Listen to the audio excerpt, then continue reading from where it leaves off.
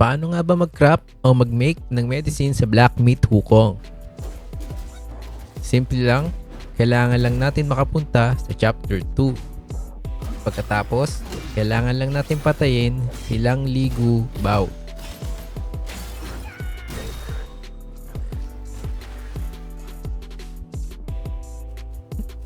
Akit lang tayo sa second level ng area na yun at makikita natin doon si Dao.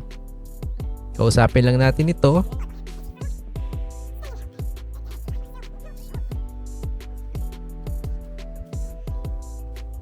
At i-deliver ang kanyang hinahanap.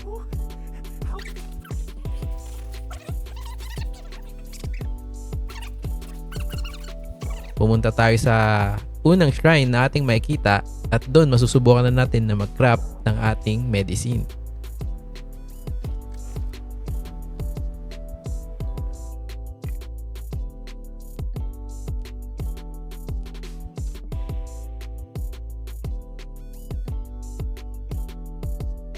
Maraming salamat po sa inyong panonood at sana po ay may natutunan kayo sa bidyong ito.